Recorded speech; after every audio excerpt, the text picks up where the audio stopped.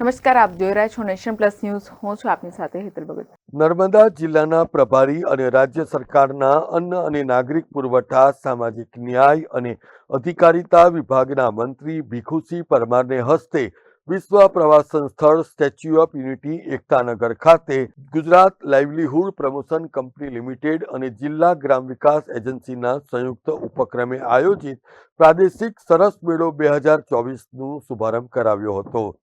અતિથિ વિશેષ તરીકે જિલ્લા પંચાયતના અધ્યક્ષ ભીમસિંહ તડવી અને નાંદોદના ધારાસભ્ય ડોક્ટર દર્શના દેશમુખ વિશેષ ઉપસ્થિત રહ્યા હતા. આ મેળો તારીખ 5મી જાન્યુઆરી 2025 સુધી ચાલશે. ગુજરાતભરના અલગ અલગ જિલ્લાઓમાંથી 55 જેટલી સ્વસહાય જૂથોની 100 જેટલી બહેનો દ્વારા સ્ટોલ અને હાથે બનાવાયેલી ચીજવસ્તુઓનું પ્રદર્શન કમ વેચાણ પણ કરવામાં આવશે. સરસ મેળાનું ઉદ્ઘાટન કર્યા બાદ મંત્રી ભીખુસિંહ પરમારે કાર્યક્રમમાં ઉપસ્થિત મહાનુભાવો સાથે સ્ટોલની મુલાકાત કરીને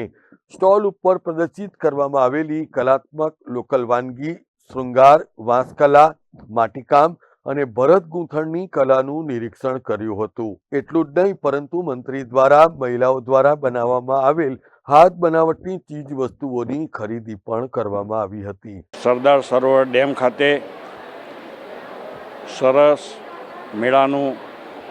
આયોજન થયું, જેનું ઉદ્ઘાટન આજરોજ કરવામાં આવ્યું. આ કાર્યક્રમમાં જિલ્લા પંચાયતના પ્રમુખશ્રી, આ વિસ્તારના લોકપ્રિય ધારાસભ્યશ્રી, અન્ય પદાધિકારીશ્રીઓ, જિલ્લાના પોલીસ વડા તેમજ અધિકારીશ્રીઓની હાજરીમાં આજે આ મેળાને ખુલ્લો મૂકવામાં આવ્યો છે. આ મેળાની અંદર સમગ્ર રાજ્યમાંથી 53 જેટલી સખી મંડળની બહેનોના અહીંયા સ્ટોલ ઊભા કરવામાં આવ્યા છે અને જુદી જુદી વસ્તુઓ વેચાણ અર્થે એમને મૂકવામાં આવી છે. આનાથી જે હસ્તકલા જે છે અને બીજી અન્ય જે જાતે પોતે બહેનો બનાવે છે એ વેચવા માટે એમને હવે બજારમાં કે બીજે નહીં જવું પણ સરકારશ્રી દ્વારા આનું આયોજન કરીને જે અહીંયા જે લોકો પ્રવાસી લોકો જે અહીંયા આવે છે અને પ્રવાસનું મોટું ધામ છે, એટલે એ પ્રવાસી લોકો પણ અહીંયા આવીને આ મેળાની અંદરથી આ વસ્તુ ખરીદશે અને એ ખરીદવાના કારણે બહેનોને પણ આર્થિક રીતે સારો એવો ફાયદો થશે. આ પ્રાદેશિક મેળામાં ગુજરાતના 33 જિલ્લાના જુદા જુદા ગામના કુલ 55 સ્વસહાય જૂથની બહેનો તેમજ જુદા જુદા કારીગરો દ્વારા કલાત્મક ચીજ વસ્તુઓના વેચાણથી આજીવિકાની ઉત્તમ તક પૂરી પાડવા અને ગ્રાહકોને અવનવી વસ્તુ ખરીદવાની ઉત્તમ તક મળી રહેશે, એમ નાંદોદના ધારાસભ્ય ડોક્ટર દર્શના દેશમુખે જણાવ્યું હતું. આજ રોજ નર્મદા જિલ્લાના એકતાનગર ખાતે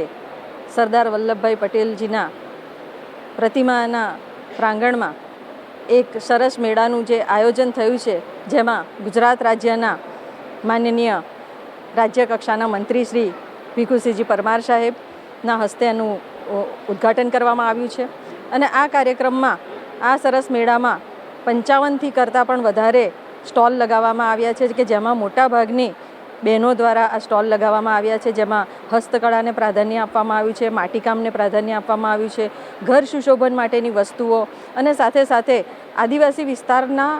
જે બહેનો છે એ લોકોને જ આ મેળામાં ઘણી બધી વસ્તુઓ લઈને એમને પોતાના સ્ટોલ બનાવ્યા છે, જેમાં વાંસની બનાવટો હોય અને સાથે સાથે જે નારિયેળના જે છિલકા છે એમાંથી જે ગણપતિજી બને છે એવા જે સુશોભનની વસ્તુઓ છે, એની સાથે સાથે સાજ શૃંગારની પણ વસ્તુઓ આ મેળામાં અનેક સ્ટોલ લગાવવામાં આવ્યા છે. સાથે સાથે ખાવાની જે વાત છે કે ભાઈ ટ્રાઇબલ વિસ્તારમાં જે ફૂડ બનતું હોય છે કે ભાઈ